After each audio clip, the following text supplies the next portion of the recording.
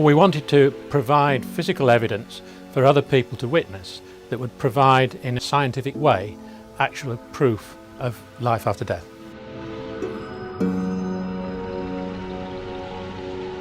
This group of mediums and investigators claim to have recorded their conversations with the dead.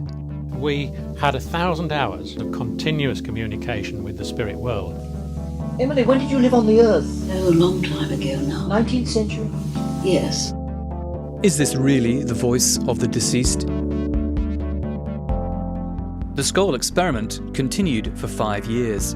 It involved a huge range of remarkable phenomena, was witnessed by hundreds of visitors, and was monitored by a team of internationally renowned scientists and investigators. We were touched by the spirits. We saw a whole range of phenomena which could not be mistaken by 3 investigators such as ourselves. Although the remarkable events at Scole were widely reported in the press and in a popular book, this is the first time the Scole Group have allowed their work to be shown in a full-length documentary.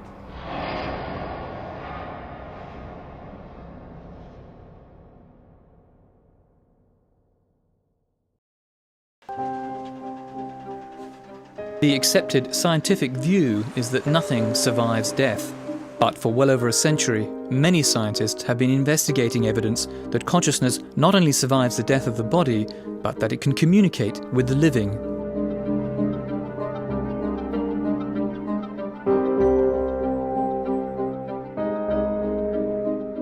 If you take all the phenomena within the whole of the Scole experiment, it ranks among the most profound pieces of evidence for the existence of an afterlife.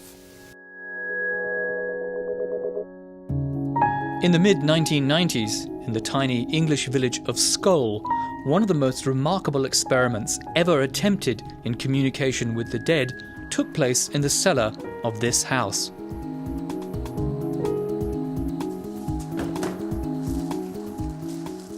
The Scole experimental group consisted of 2 mediums, Diana and Alan Bennett,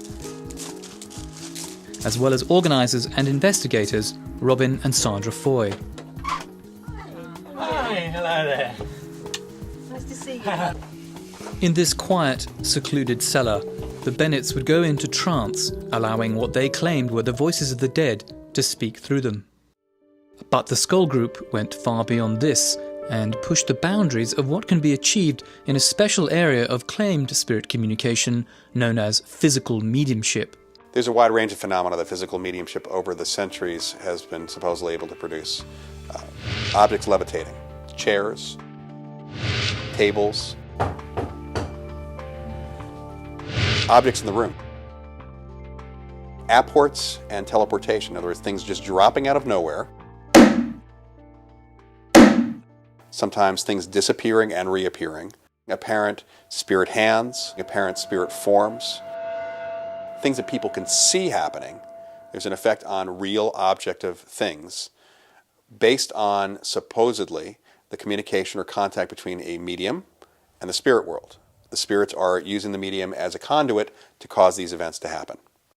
Physical mediumship is entirely different from mental mediumship because everybody that's present at the time can witness what's happening. Such as if a voice comes from mid-air, everybody can hear and converse with the voice. Very nice of you to have us here. If a spirit person manifests, everybody can see what happens. I think it's fair to say that when you have sittings with physical groups as successful as the Scole Group, you will see miracles. You see things which cannot be explained under normal laws of science.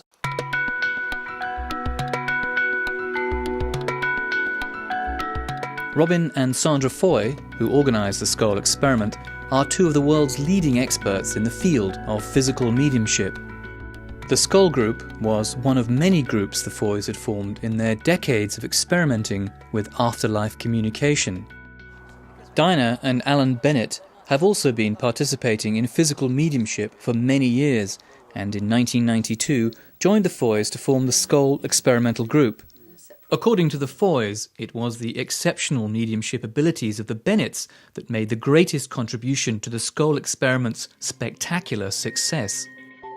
Never in the history of mediumship had such a huge range of phenomena been reliably and repeatedly produced for such an extended period in front of so many witnesses and scientific investigators. The physical phenomena included levitations, orbs of light that could pass through solid matter, the mysterious appearance of images on sealed photographic film and videotape, and the materialization and dematerialization of solid objects and even spirit forms.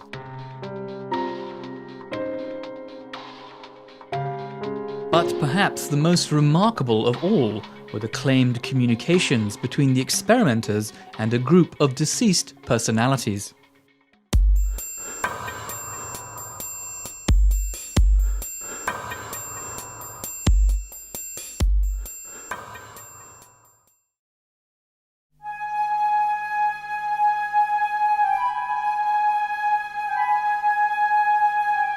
I think the greatest effort come from the spirit side.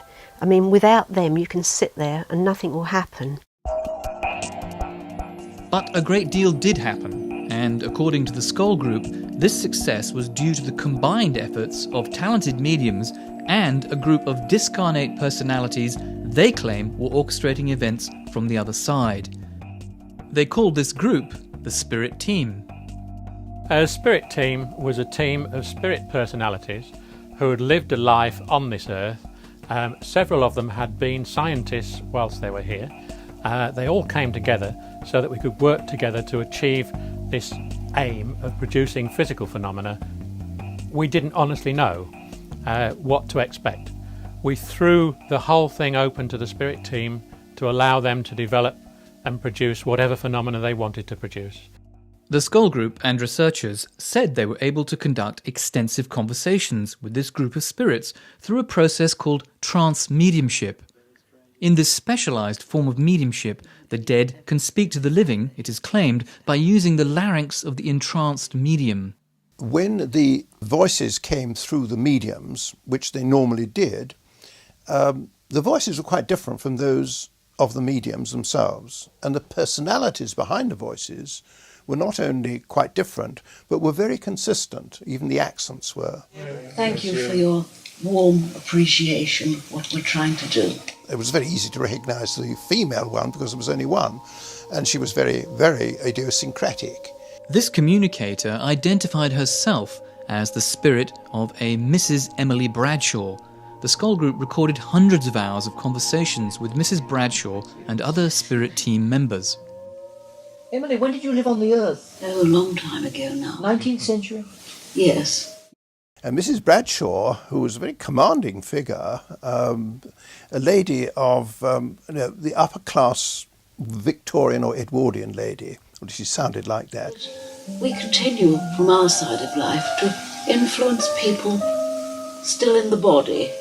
She would tell us what was going to happen. She would comment on what we were doing and sometimes what we were thinking. She would answer our questions quite frequently before we'd actually asked them, which was quite embarrassing sometimes. It's easier just to think of these influences coming, really, to aid you, because they're the only ones we're interested in, really, aren't they, at the end of the day? It becomes very natural, purely and simply because it's the same as you talking to me here in this room at this very moment. There's no difference, other than the fact that we are aware that they're no longer in this world. The Scole Group claim that, in addition to Mrs. Bradshaw, other personalities regularly communicated via the mediums. One of these was Patrick McKenna, who told the group he had died in 1942. We had Patrick, the defrocked Irish priest that came through. He seemed to come through when we need lifting up a little bit, you know. Things sometimes were a little tense, and it was Patrick's job to be there and to get everyone in a joyful mood. Good evening to you. Hello, Patrick. God bless you. God bless you. God bless you. I never heard such a commotion before. Such a carrying on. No, it's all right. I'm only joking. He told us that he had his problems in his life, and the church had become quite unhappy with him. Another personality that the Scole group say spoke frequently through the mediums called himself Edwin. The most destructive fear of all is fear of the unknown. And finally, Raji, who claimed to have once lived in India. And who really contributed to the joyousness of the affair, because it was quite a jolly affair. Hello, Roger. Good evening. Good afternoon. Talk free. And this will help enormously. As Mr. Robin was saying, you must, what was he saying? Don't ask me, I've forgotten already, Yes, well, whatever it was he was saying, you must do it. Yes. And there were one or two others who played more or less important part as different experiments were conducted. And when we had experiments which required expertise in a particular area, photographic area and so on, apparently there were different experts available. And others, other drop-ins as we called them, personalities that would just purely drop in and say hello and introduce themselves. For the Scole group and their guests, communicating with the spirit team became so common over the course of the 5-year experiment that the participants said they developed extremely close relationships with these personalities. Emily Bradshaw featured for many hundreds of hours, and like many of the others, she became so dear to us that she was literally extended family, and we viewed them, all of them eventually, as part of our family. Well, I hope you've all enjoyed your experience. You'll all take something away of the spirit of these experiments and the love that we all feel for you. But what is it like for the mediums to have these supposedly discarnate communicators speak through them? Those sensations, to me, become more and more intense and build up to a point where I feel the personality actually taking part of my senses over. I become more and more unaware of my own body and also more and more unaware of my own thoughts. And then it's just very gradually done. It's very beautifully done, really, I think. That it's almost just like you're edged out, with your full permission, of course.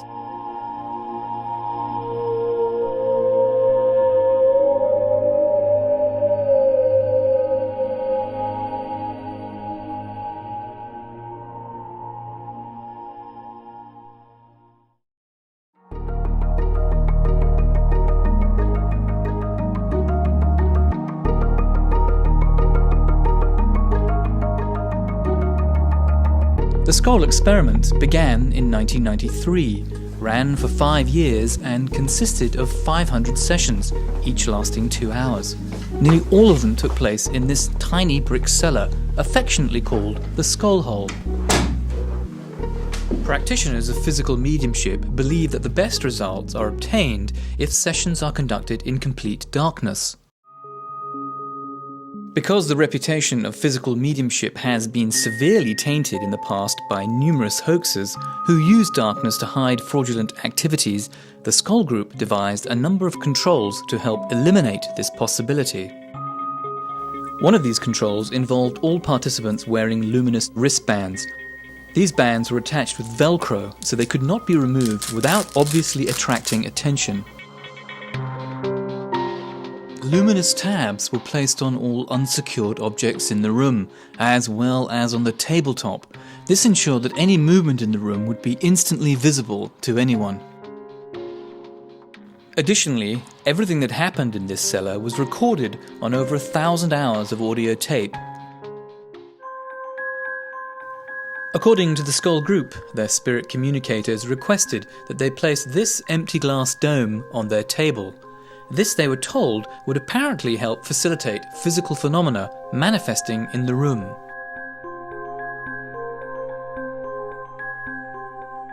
It was around this table that the Scole group would attempt to open a bridge between the living and the dead.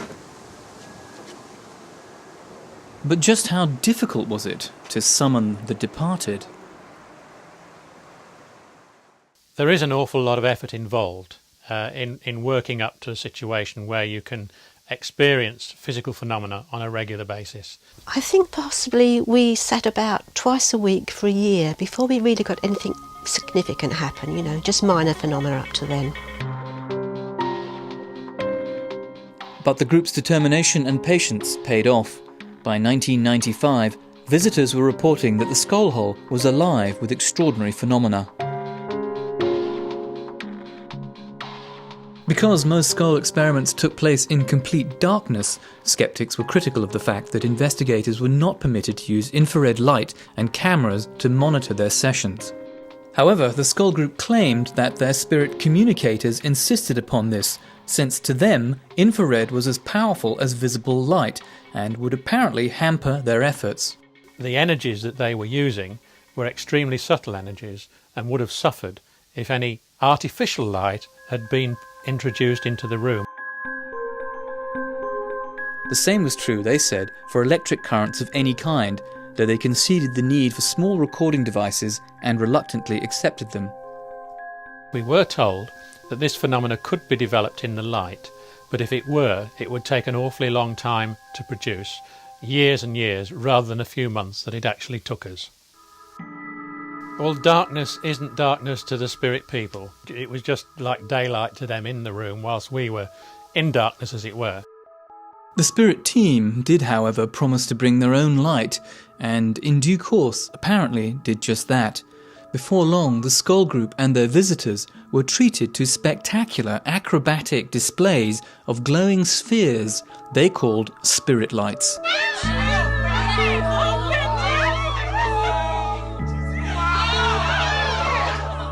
There were various shapes, generally like a pea-sized light, and it had substance. They would come and sit on your hand, and you could feel them.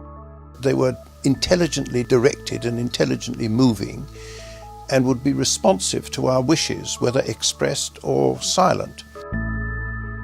The gyrations were sometimes so rapid that it almost left like a circle of light going over here and over there. Sometimes two lights would appear and just stare at me within inches of my eyes. I thought at first that the lights must be small light-emitting diodes suspended on the end of nylon fishing line. Then suddenly a light would start to do a tap dance on the table, bouncing up and down on the table, and you could hear it click as it rebounded from the table. And suddenly it went pop, went through the table and came out the other side. Now, no nylon fishing line explanation would account for it going through a table. The lights also had another rather strange trick up their sleeve, if I may talk about lights as having sleeves, and that was to pass through bodies. I was actually used as a guinea pig in the early days to see how it felt and to develop the phenomena. And this light would actually enter through my chest, could be seen by everybody as it did so, would stay inside me for up to 3 minutes, and I could feel the light moving around in every part of my body. Felt rather like a butterfly internally, and then 3 minutes later it would pop out of the arm or something and disappear across the room. This was being developed to produce a healing phenomena. I have this bad knee, and at one point we had a light that was moving around the room and rested on my knee for a minute and suddenly moved inside my knee. Yeah, she just went into my bad knee. I could feel it moving around in my knee and then all of a sudden shot out the back of my leg and took off. The pain was greatly reduced, and the swelling that had been in it that day was gone, and that was a huge, wonderful thing to happen. We were never sure exactly what the lights were, except, because obviously we asked questions about it, except that they were animated spirits, but they weren't, as it were, fully formed. They weren't discarnate entities as we understand them. They were somewhere in between.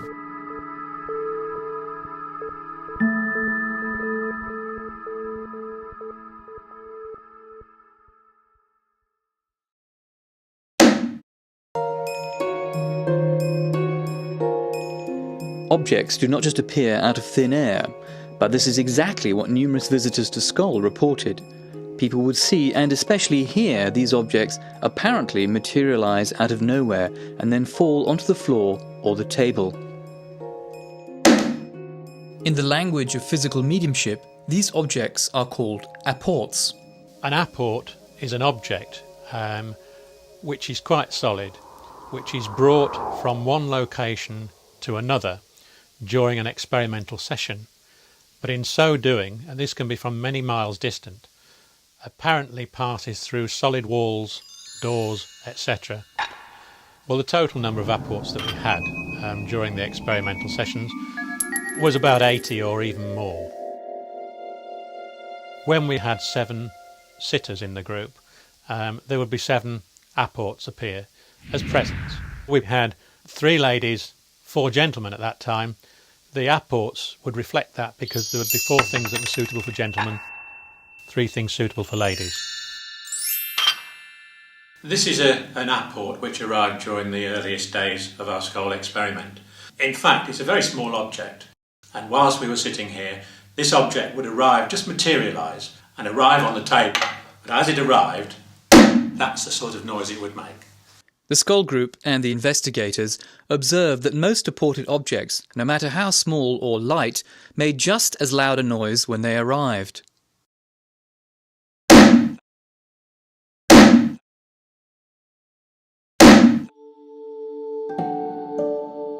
By far the most astonishing of the apports to appear at Scole were these newspapers, which arrived in pristine condition despite having originated in the 1940s. In one session, a voice claiming to be a deceased British medium, Helen Duncan, described how in 1944 she was arrested and imprisoned under the archaic British Witchcraft Act. Even though British Prime Minister Winston Churchill was critical of the trial, the court imposed a 9-month sentence. After her release, Duncan continued to be hounded by the police until her death in 1956. As she described her ordeal to the group, this newspaper allegedly appeared out of nowhere. To their astonishment, displayed prominently on its front page was the story of Duncan's trial and conviction. I think she suffered greatly through her mediumship, and she was really coming to wish us well, and she bought the newspaper as a sign of a very turbulent time in her life. Since an old newspaper could theoretically be copied and printed onto modern paper, Montague Keen had the apported newspaper analysed. We took it to the leading research station in England, indeed in the world, on paper and printing. And it was absolutely clear from their report that, first of all, it was done on letterpress, which has gone out of existence virtually since the early 1970s, I would say. It was newsprint produced during wartime, which lacked certain chemicals which you couldn't get hold of. So this was a genuine article which appeared 50 years after the event, and no one has been able to explain how it got there. So where did all these apported objects supposedly come from? We were told by the spirit team that they were never stolen, but were basically objects that had been lost or discarded, or at one time been owned by the spirit personality that brought them for us. Well, I think the apports were brought to us as a demonstration, as an example of what is possible. If we give spirit the right conditions, you could almost say anything's possible.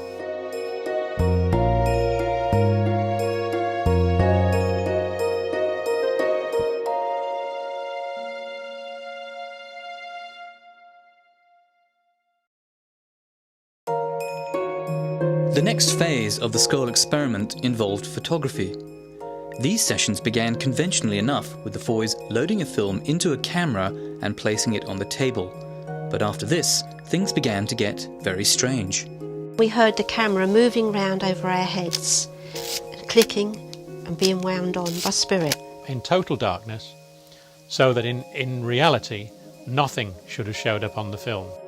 But when the film was developed, there were amazing pictures.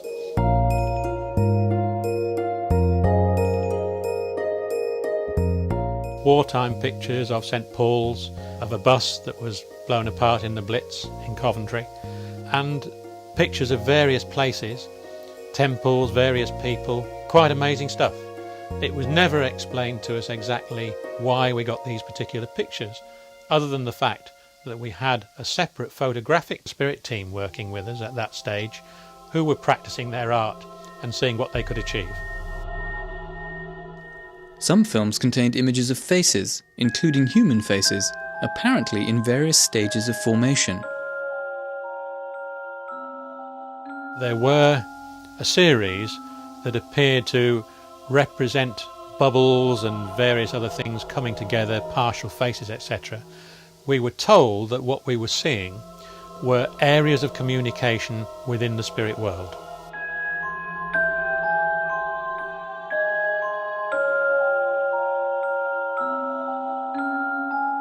The Scole group believed these faces were images of deceased people which were somehow projected from the other side. To them, this theory was confirmed with the appearance on another Scole film of this blurry profile. Communicators through the mediums informed them it belonged to a man named Kingsley Fairbridge, who had died in 1924. We were put in touch in a very obscure way with his daughter, who was happy to agree that that was a picture of her father.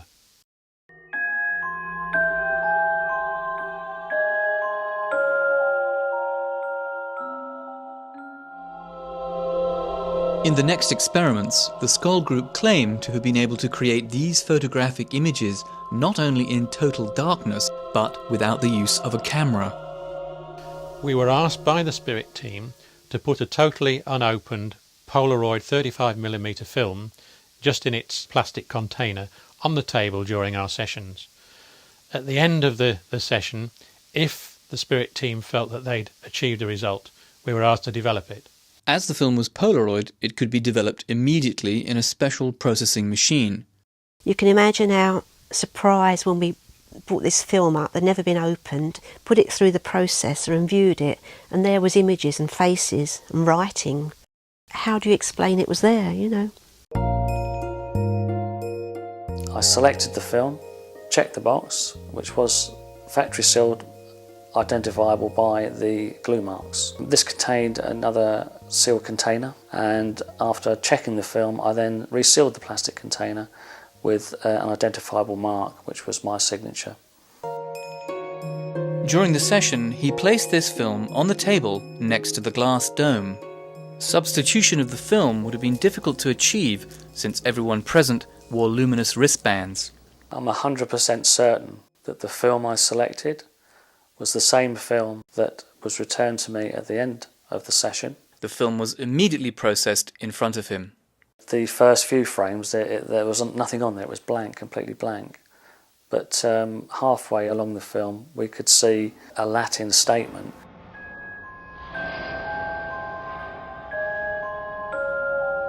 The spirit team had said that they'd worked on the film and that they produced something for us, and lo and behold, there it was.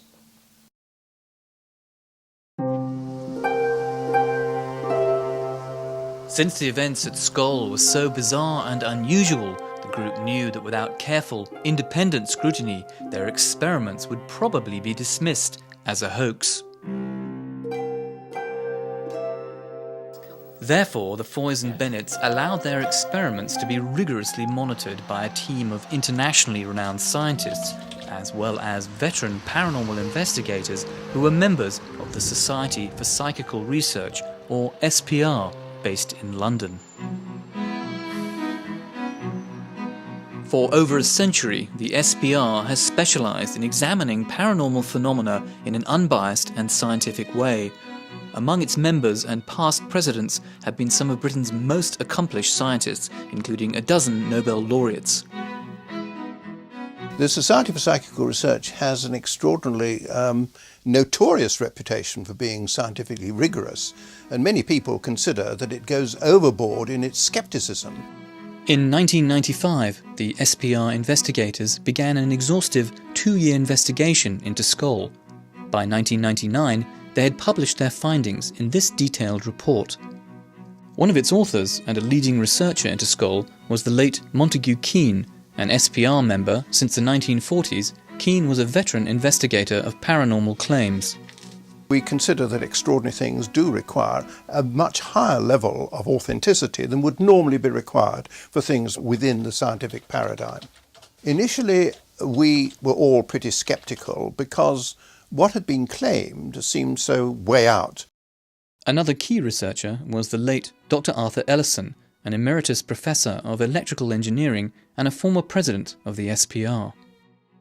When a second-rate scientist says that this could not possibly happen, and many do in connection with the paranormal, they are saying, in effect, that our current set of scientific models are the last word. And it would be ridiculous to say that. Scientific theories, descriptions change all the time, and we must expect that to continue. The third principal investigator was research psychologist Dr. David Fontana. Also a past president of the SPR, Professor Fontana has authored several books about life after death and is also a leading investigator into paranormal claims.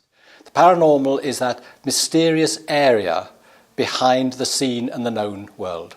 And since most of the world is unseen and unknown, and most of the world is full of mystery, for me it's a fascinating and absorbing area.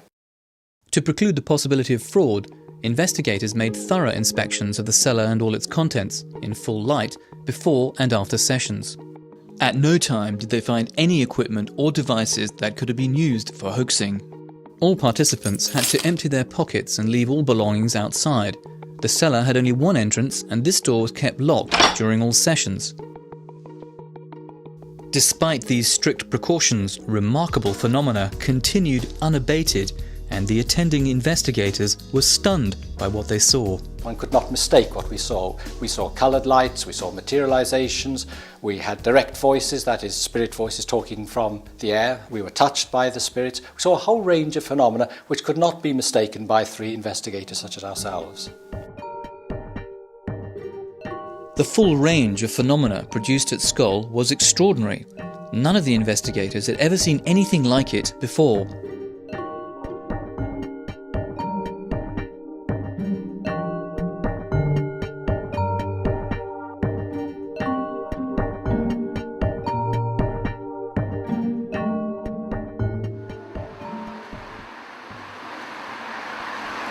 The Scole Group also invited guests and independent investigators to scrutinise their sessions. These included scientists from numerous disciplines and even a professional magician who was well trained in spotting evidence of deception. One of the scientists was the internationally renowned biologist and author, Dr. Rupert Sheldrake. Science has done very little to investigate the afterlife or reincarnation. Most materialists assume that both of them are impossible. So there's a kind of dogmatic denial by some scientists of the possibility of these things. But I wouldn't say that was a scientific understanding. I would say that was a dogmatic, ideologically motivated dismissal. The only way to have a scientific understanding is to do the research and to find out what's actually happening and to look at the evidence.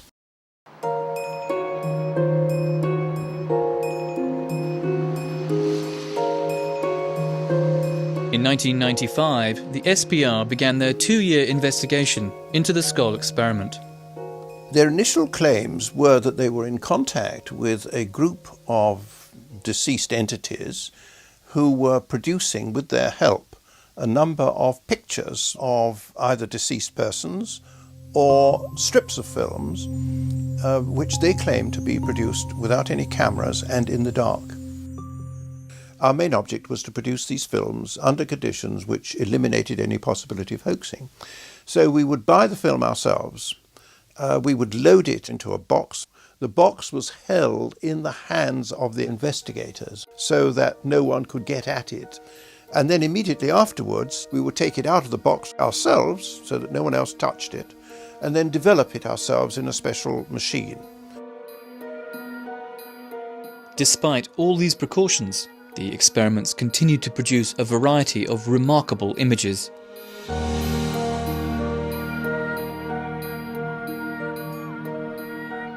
They were able to achieve whole lengths of film, sometimes up to as much as 4 feet, with various words, symbols, messages, all sorts of different things on that film. The content of the films varied greatly, as did the languages they contained. For example, when a German-speaking investigator was present, a poem in German appeared on a sealed film, not in modern German, but in a dialect spoken well over a century ago. Other films contained fragments of Greek, French, Chinese, Hebrew, Latin, and even Sanskrit. The investigators believed this to be significant, since the members of the Scole group had no real knowledge of these languages.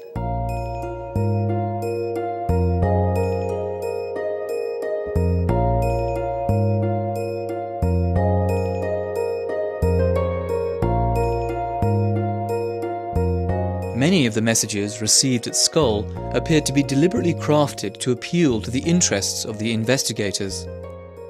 But some of the messages were arcane, cryptic, and difficult to understand. If deceased personalities were producing these images, why would they use complex puzzles to communicate? Providing something which is a puzzle, which is difficult to solve, is simply because it is difficult to solve. It isn't readily available. It can't be easily attributable to the person sitting around the table. Despite lengthy investigations, the possible authors of what had been written on some of the films, like this German poem, proved impossible to trace. But others were easier to track down. This one contains a poem by Frederick Myers.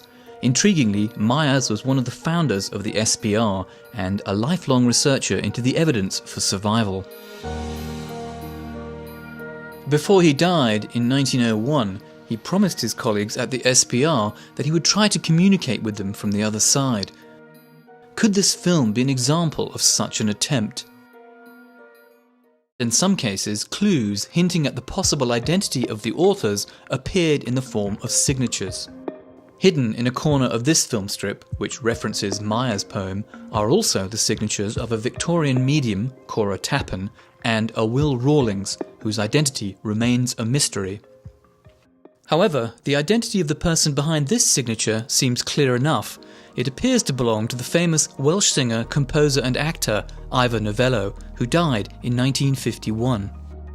Compare this signature, received on one of the Scole films, with Novello's actual signature.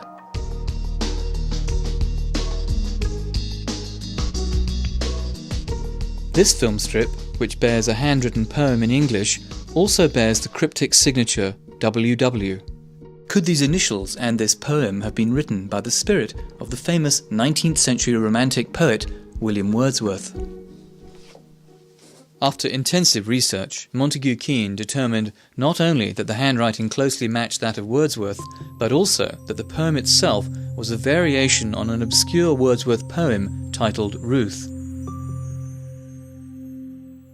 I think that those pictures can be explained only by imagining that the spirits can project their recollections and images onto a film in some way we can't begin to understand. The only alternative explanation is they are all fakes, and I don't believe that there's evidence that that is the case.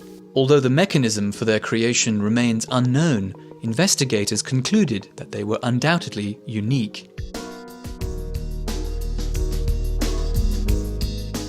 As far as the photographic evidence is concerned at Scole, the strips of film, there has, in my view, never been anything like that at all, ever.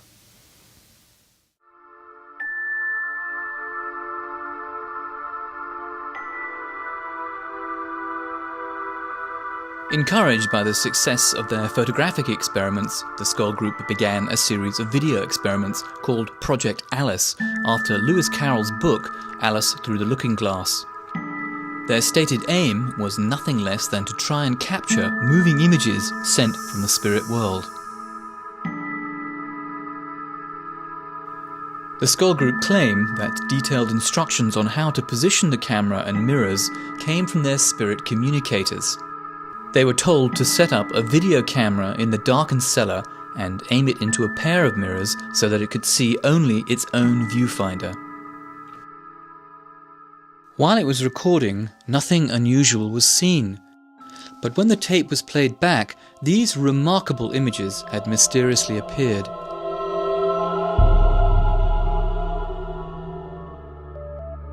We had images on the video, sometimes of what looked like a tunnel of light. Other times spirit faces were coming towards us.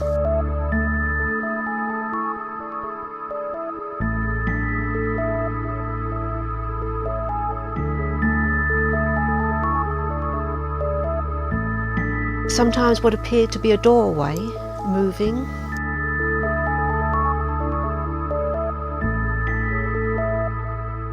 Skeptics have suggested that these visual forms might have been created by video feedback. This occurs when a camera sees its own output. However, the Project Alice images were of a completely different nature and would have required sophisticated intervention and special optics to create them, none of which was used by the Scole group. Needless to say, it is impossible that video feedback was responsible for these images.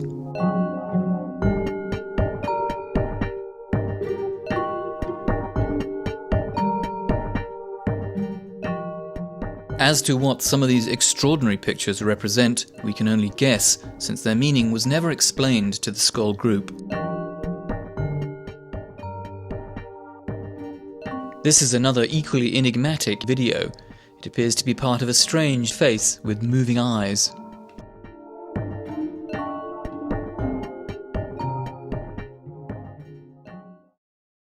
Among the investigators who monitored these video sessions was a Swiss lawyer and businessman, Dr. Hans Scher.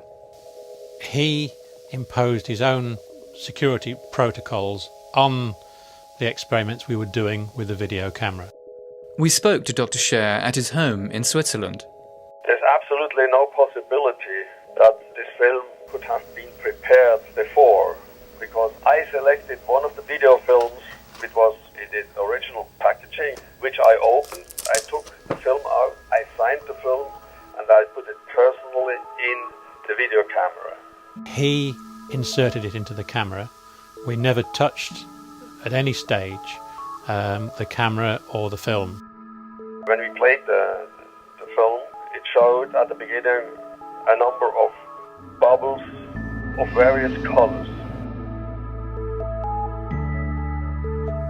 But there was one particular bubble on there in which the face of a person appeared, and it was a man with spectacles.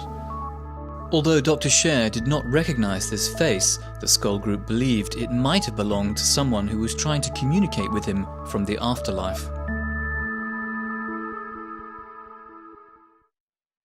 At a later time, a few video experiments were attempted in full light. Once again, nothing unusual was seen during the recording. However, on playback, this appeared.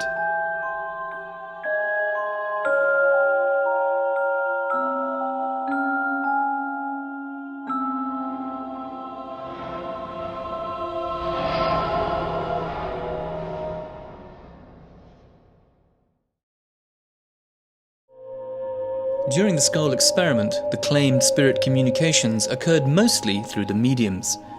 But the Scole group say they were also able to open up other communication channels as well. Is this Scole? Some of these were quite surprising. One way that we also communicated with spirit, and which was a very effective way, was by use of an ordinary, very cheap tape recorder whose amplifiers were used by the spirit team to carry on a two-way conversation with us. Prior to using this cassette recorder in the sessions, the Foys removed its built-in microphone. This eliminated the possibility of recording human voices that might have been mistaken for spirit communication. Nevertheless, when the machine was activated, voices could be heard emanating from its loudspeaker and two-way conversations conducted. These were picked up by a separate recorder that operated continuously during all Scole sessions. Yes. Yes, Scole experimental group. Experimenting with audio and video. Yes. Historic moment it is. According to the Scole group, the spirit team often proposed new experiments, as well as refinements to previous ones. For example, they provided information to Professor Ellison on how to build a device for improving communications via the tape recorder. The device included a small crystal of germanium, a semiconductor often employed in radio receivers. When Professor Ellison asked for more information, his questions were answered promptly by the spirit team via the mediums. The communications, we hope, will be received in some way on your side things through this germanium. The germanium will be used as a focus. The spirit team explained that they were not working with electricity as we know it, but with an analogue of electricity that is common in their realm. Don't fall into the misunderstanding of dealing with electromagnetic waves, because we are not. When completed, the germanium device was plugged into the microphone input of the tape recorder. For a long time we got nothing, there was no results, so it doesn't happen immediately. And then we seemed to get something like white noise. And then gradually these noises sort of calmed down and we heard the odd word. And we encouraged this.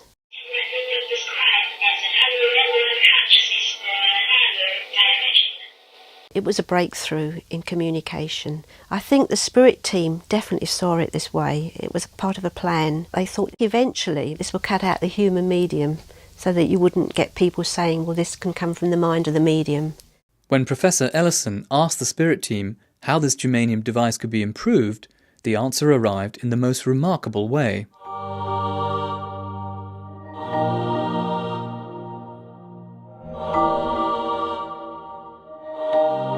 These images appeared after an unexposed film which had been locked in the security box was later processed by the SPR scientists. The film that we saw had a little diagram showing how the germanium gadget, as we called it, should be modified in such a way by the introduction of 2 coils and where the coils were to go, with a little description in writing as to why it was going to enhance reception.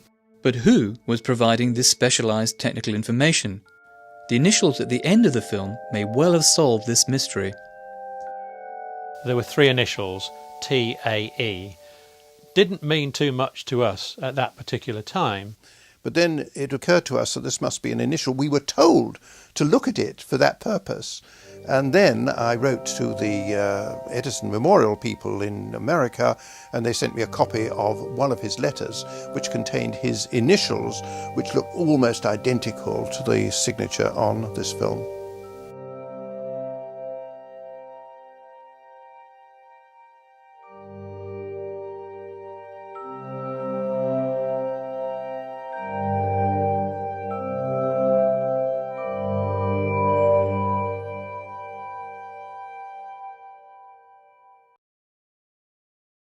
As well as spirit voices apparently speaking through the mediums and emerging from the cassette recorder, an even more astonishing channel of claimed spirit communication was established at Scole.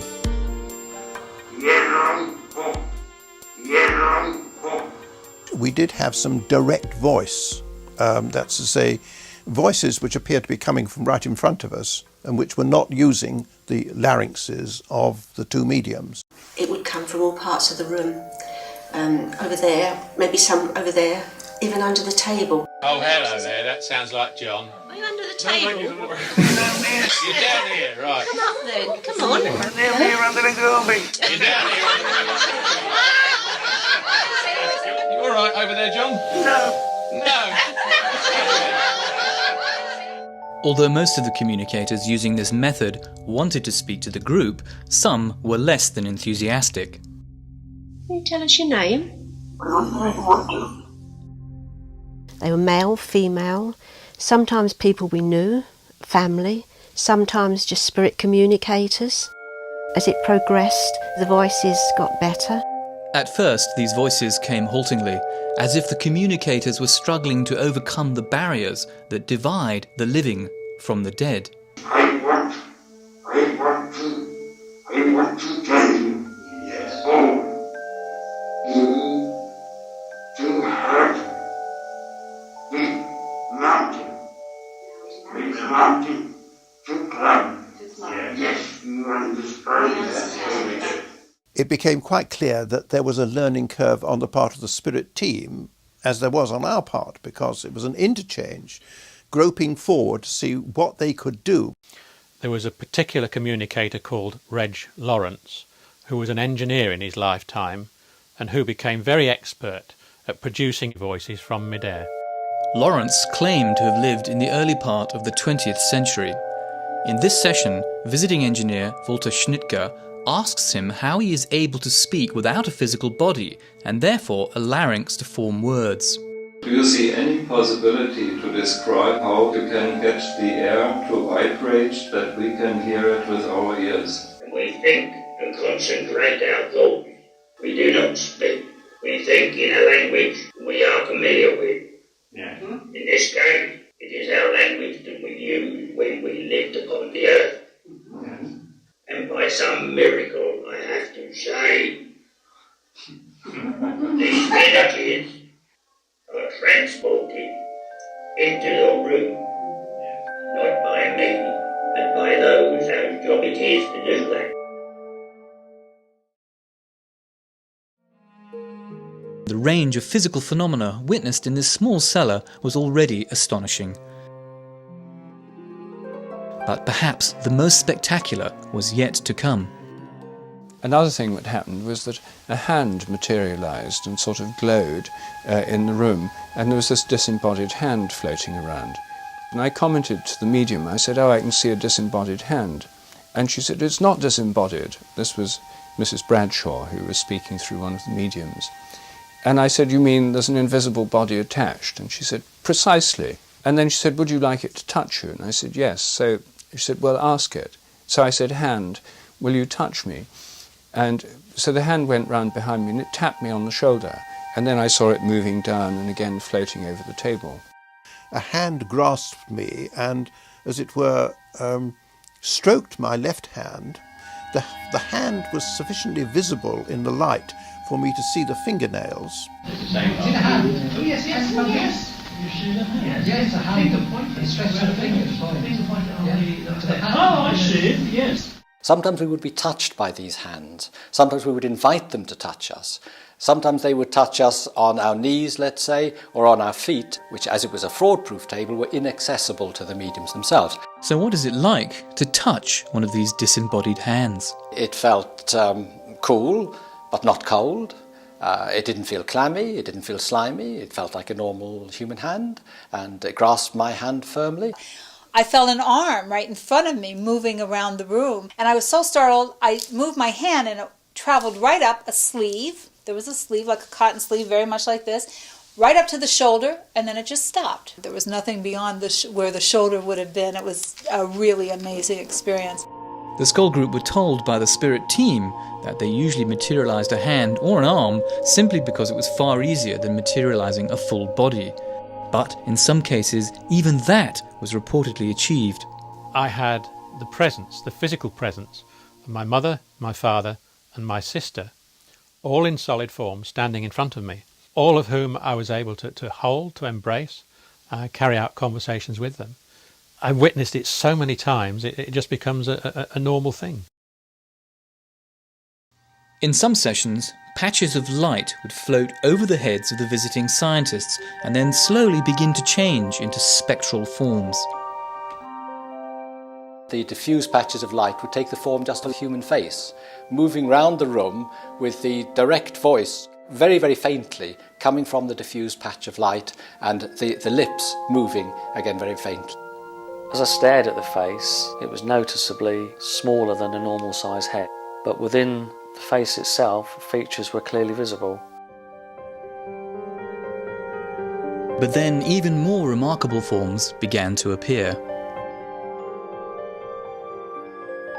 They looked like angelic forms. Best I could describe them is looking rather like a Madonna with a veil,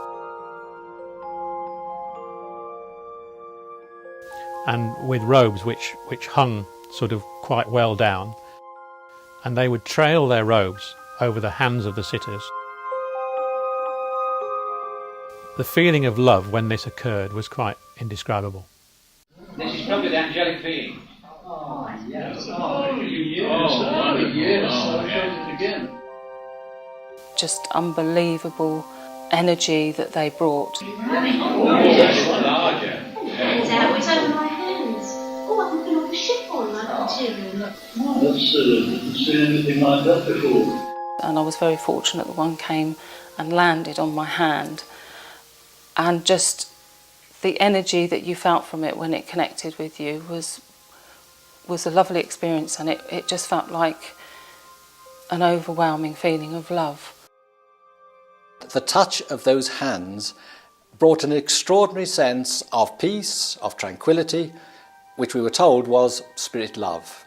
Now, I don't like these terms because they sound a bit flaky, a bit off the wall, but it's very difficult to explain it other than the touch of a loving hand. And I found it, far from being spooky, a rather wonderful experience. And I'm a very cerebral and rather unemotional sort of bloke, but this I found quite impressive. These are great experiences, you see. Again, I must stress, it changes your paradigm. You go in thinking none of this can be true, but after experience after experience after experience, it gradually dawns on you, hey, there's something going on here that we can't explain by normal scientific laws, but which nevertheless exists.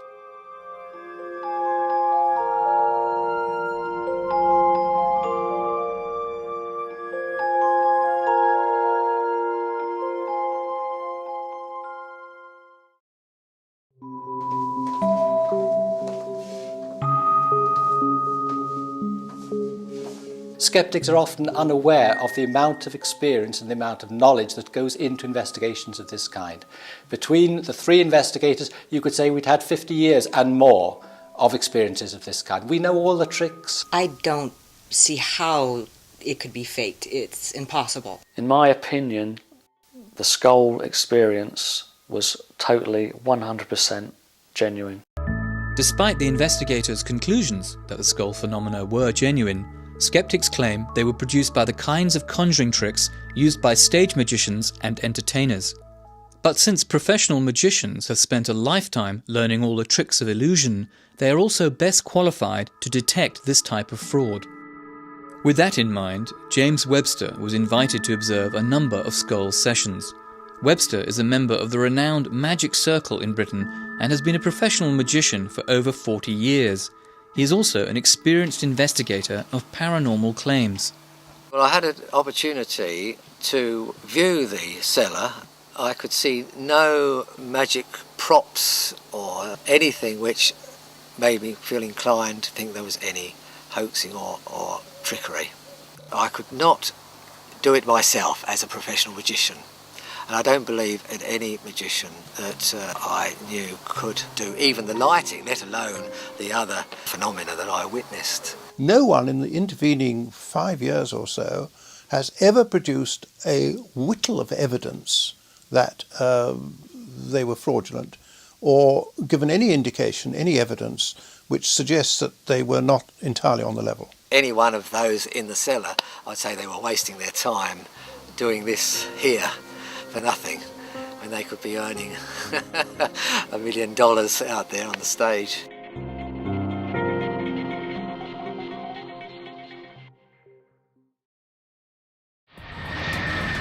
In the spring of 1997, the Scole Group were invited to hold sessions in 4 European countries and the United States. Some of the most spectacular sessions occurred in the Los Angeles home of Brian Hurst, a medium who had previously sat with the Scole Group in England. We wanted to see whether it could also take place so many thousands of miles away from Scole, here in Southern California. Hurst's converted garage was the venue for 8 sessions, with as many as 30 people attending each one. Before each session, Montague Keane and other investigators carefully inspected the room for any signs of trickery. Many people went in at different times before the sessions, and there was no paraphernalia, there was nothing hidden there at all. Despite being interviewed a decade after the Scole experiment, these witnesses are still profoundly impressed by what they saw. There was so much phenomena going on, it was really overwhelming. As usual, sessions began with visitors sitting quietly in total darkness.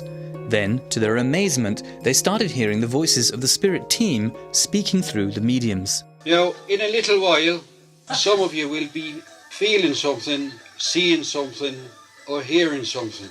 We just had lights galore. There were hundreds of them. Isn't that cool? Look at that. That is awesome. Wow. It's like a firefly. Shooting star. Like fireworks. Wow!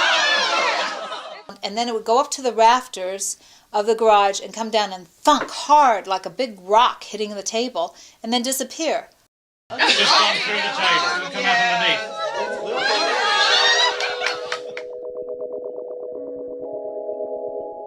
At one point, a set of wind chimes hanging in the room was set ringing by invisible hands. You could see the chimes because they were painted with the luminous paint. Yeah, I can see it swinging. Then the demonstration was modified. You could see them moving without making a sound, and of course that's impossible. The chimes are moving, but they're not making any sound. Yeah. Wow, that's amazing. We had a table in the center of the room that had crystals on it. Don't steer too hard, because it might levitate. It's moving. The table is indeed levitating. The table levitated, was turned on its side, and began to spin very rapidly. The crystals never fell off. Even if there hadn't been crystals on the table, it would have been impossible to have turned the table sideways and rotated it with the speed at which it rotated. And we could see this because there were luminescent strips on the table. And it began to spin around actually so rapidly it almost looked like a pinwheel.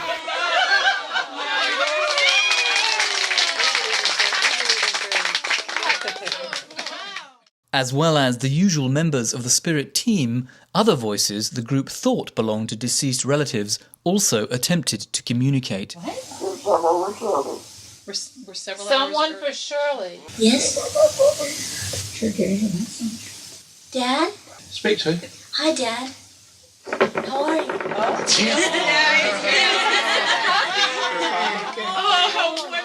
I love you. Wonderful. I love you very much.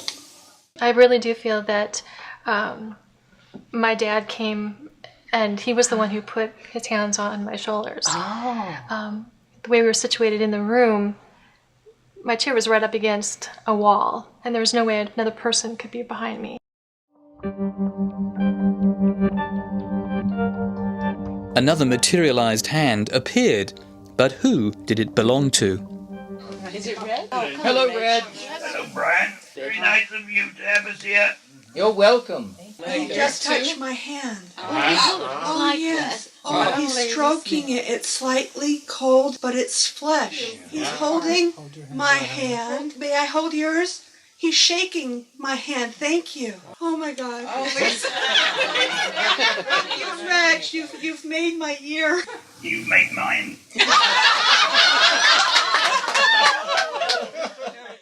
Ooh, someone's touching my leg. That's Reg. Reg, have you been touching the ladies? No, beauty. As usual, Lawrence did not communicate through the mediums. Instead, the group could hear his voice projected from different parts of the room. Some of the voices were moving around the room, even high up in the rafter area, that somebody would have had to climb up on a ladder to get up there, and there's no way that was happening. We were listening to taped music, and Spirit kept turning it off. Just gone into the tape recorder, taken it out.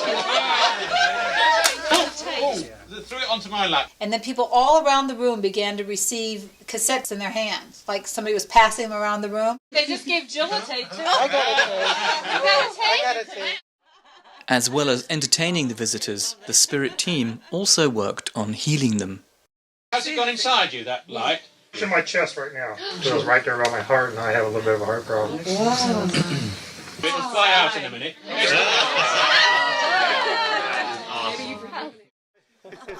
All of the visitors attending the LA sessions were deeply moved by what they experienced. When you walk out of that room, you definitely feel like you've been exposed to something very extraordinary. It was an amazing experience. We actually saw the spirits, and that's got to be positive evidence for survival.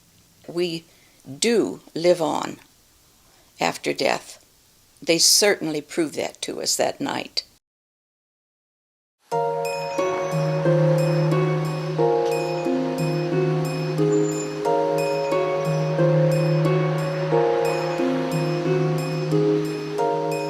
In November 1999, the three principal investigators published their conclusions in the SPR's official proceedings. This extensive volume is now known as the Scole Report. If you take all the phenomena within the whole of the Scole experiment over 2 years while we were there, I would say that the possibility of fraud and faking was nil.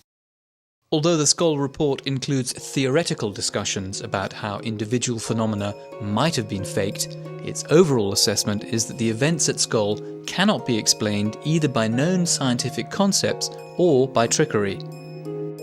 Its 3 principal authors conclude that the events at Scole represent convincing evidence for life after death. The things that happened at Scole, the movements of things in the room, the writing on the film and so forth, all seem hard to explain in normal terms, to put it mildly. But whether they prove the survival of bodily death is another question altogether. So, did a team of spirits, as the Scole group claim, orchestrate these events from the other side? Or could they all be the result of human paranormal abilities like telepathy or psychokinesis, the claimed ability of the mind to directly affect matter? There's an enormous amount of evidence for the existence of psychokinesis. In the laboratory, we're talking mainly about the evidence of human consciousness on random number generators and very small events that can be totally controlled. There is clear evidence that people can affect things. One of the most famous practitioners of psychokinesis, or PK, was a Russian housewife, Nina Kalagina. Kalagina was able to demonstrate her abilities under strictly controlled conditions in front of a team of scientists. Researchers who investigated her were convinced she was able to do this solely by the power of her mind. So, could the Scole group and their visitors unwittingly have created some or all of the phenomena using PK? As an explanation, although it's not more than just simply a label to it, this is psychokinesis in physical mediumship.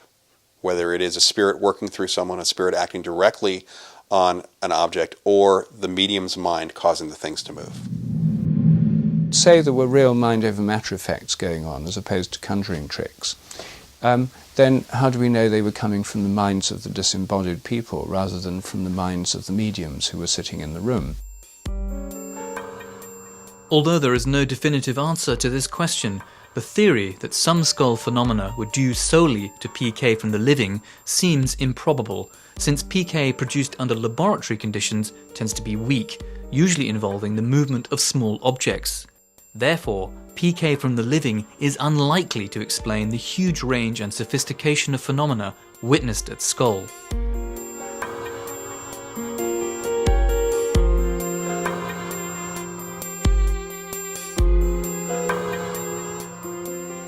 We simply have a number of clues of information which was extremely unlikely to have derived from the subconscious mind or the conscious mind of the medium. And the more impressive those are, the less likely it is that you can say that this is an aspect of mediumship.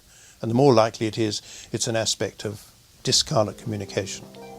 I think the skeptics regard the possibility of the survival of human consciousness as inherently so impossible that anyone must be rather crazy to believe it.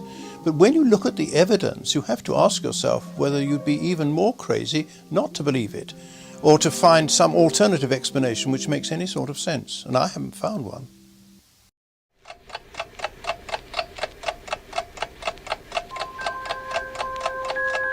There's a dominant materialism in science that grew up in the 19th century. It's become part of the culture of science, but it's really a dogmatic belief system rather than a testable theory. Materialism is the theory that physical matter is the only reality and that everything, including consciousness, can be explained in these terms. Within science, based on a materialist point of view, the mind is the brain. So anything that suggests the mind might be more than the brain goes against the theory, and therefore most scientists don't want to know about it. Another prominent scientist not convinced that consciousness is solely the result of brain activity is Dr. Peter Fenwick, a neuropsychiatrist and fellow of the Royal College of Psychiatrists in London. Do we understand consciousness? As far as science is concerned, we certainly don't. We understand a lot about the way the brain functions, and we understand the reflections of consciousness as is shown by changes in the brain. But how you get from the objective data of the neuronal firing to the subjective data of experience, we have no idea. It is the hardest problem for neuroscience. We live in a time when a materialistic worldview is the dominant scientific worldview, and there's something to be said for it. We've learned an awful lot about the material world. But that's just a small part of the spectrum. Dr. Charles Tart is an emeritus professor of psychology at the University of California and one of the world's leading experts in survival research. The idea that survival of bodily death is impossible and that we're nothing but our brains and bodies is really a function of an outmoded view in science, a Newtonian worldview. Now, the Newtonian worldview works very well for everyday events, but one of the most interesting things about modern science, especially when you look at stuff like quantum theory, is that the world is far more mysterious than we think. I mean, we now have experimental evidence of what Einstein called spooky action at a distance, that we can instantaneously affect something in a distant part of the universe. That's really wild. If consciousness has any of the qualities of this quantum level of existence, then phenomena like telepathy or survival of bodily death are probably not so mysterious after all.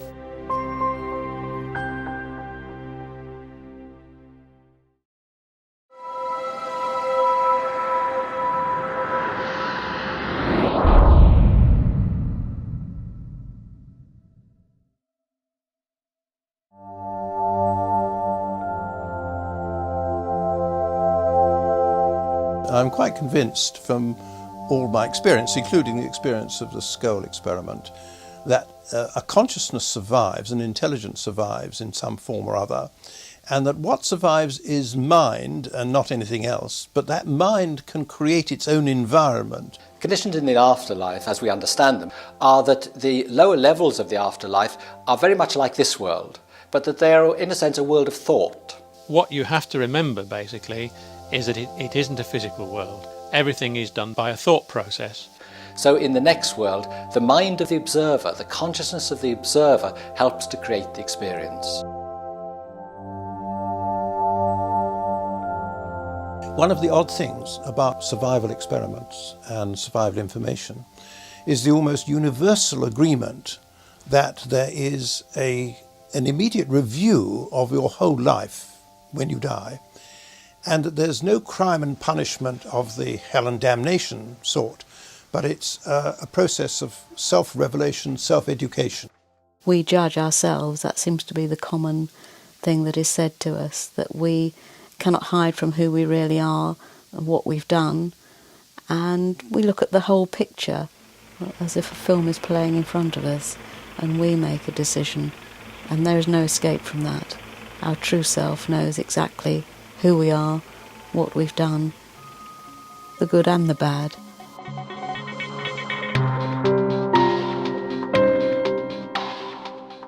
But what did the members of the spirit team say? Were those who were supposedly deceased able to shed some light on how the afterlife might be experienced? We have to be careful how we say this. There are many spiritual claims. Many spiritual dimensions, maybe. There are many spiritual dimensions. There are many wonders in the spirit realms that are far beyond even my understanding.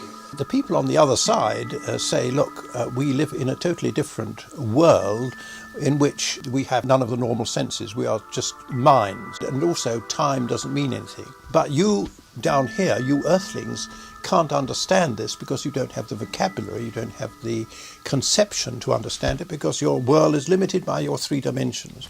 Now, I think that is probably true. It's very irritating, but it's probably true that we can't understand this. And what about reincarnation? What did the spirit communicators say about this perennial issue? Reincarnation was a question that cropped up on a number of occasions, and it was always explained to us by the spirit team as being one of the options. We can choose to do so, but we don't have to do it. But of course we're always told that there are various different levels of the next world, and that eventually one moves into an area which is a formless area, that you go beyond form and exist as pure consciousness.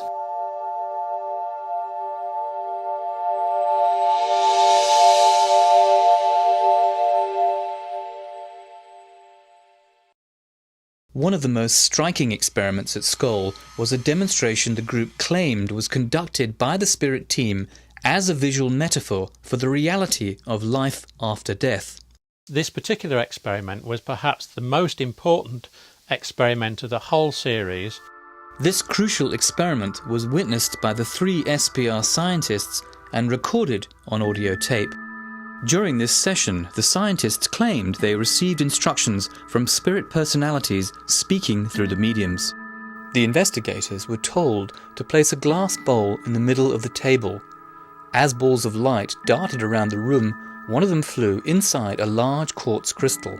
The crystal then levitated in front of our eyes. We could see it glowing, and then descended into a Pyrex bowl. Then Arthur Ellison, sitting on my right, was invited to pick it up. He picked it up and satisfied himself that it was there and it was glowing, and he put it down again. He was asked right away to pick it up again. He tried to, and his fingers closed right over it. In other words, it had dematerialized. Nothing there. There's nothing there. There's nothing there. Yes, it looks the same, but there's nothing there. Then he was asked to pick it up again, and it rematerialized in his hand. Can you put your hand into the bowl, please? Oh, I can feel the crystal now. Now, this dumbfounded him. This is what finally convinced him that this was real, because it couldn't have been faked in any way. And he had his head right over the top of the bowl in order to ensure that no hand or no instrument could interfere with it. Then the experiment was repeated because I wanted to do the same thing. I could hardly believe it. And exactly the same thing happened with me. And then on my left was David Fontana, and Professor Fontana insisted on having his go too, and it was repeated a second time. Of course, we were totally amazed by this. Things do not materialise and dematerialise. This is against all the laws of nature. We are trained scientists, of course. We know how the world behaves, and it doesn't behave like that. When you really think what we're experiencing now, It's amazing. Miracle. Yes. But what had this remarkable demonstration to do with the question of life after death? The spirit team told us that the experiment with the crystal in the bowl gave a good example of what happened when we die, in that the essence of the crystal remained even when the physical part of the crystal had been removed. Our bodies represent the physical part, but the essence of ourselves remains the same. This, if you like, can be termed the soul.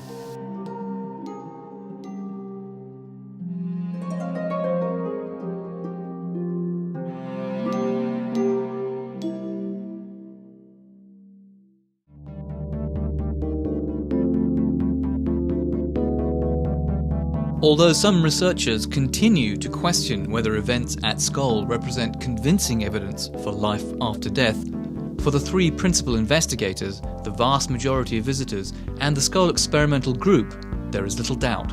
We do live on after death. They certainly proved that to us that night.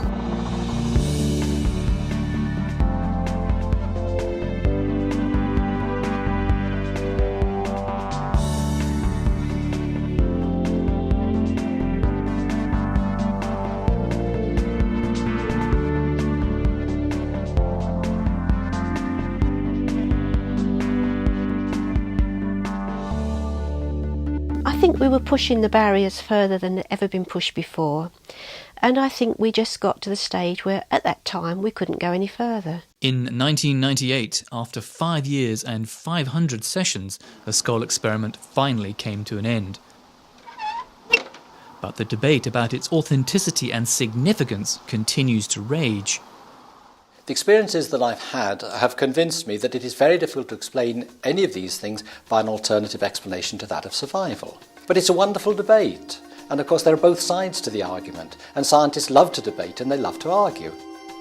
But having spent a lifetime investigating the evidence for life after death, the Foys and Bennetts see no need for more debate. I mean, I think the spirit world is our true home. I think this is really where we come for our experiences, our life experiences, and I think when we shake off our physical body, then that's our true home, because we are spirit. I hope the significance of those experiments will literally be to make people think, to stop and think, and look at their own lives, to look at where they're going. And if that's all it does, then that's wonderful. Although the Foys and Bennetts continue to explore physical mediumship separately, to date the extraordinary results they achieved at Scole have yet to be repeated. Nevertheless, the legacy of their remarkable accomplishment endures, and for many it remains the best body of evidence ever assembled for the possibility of life after death.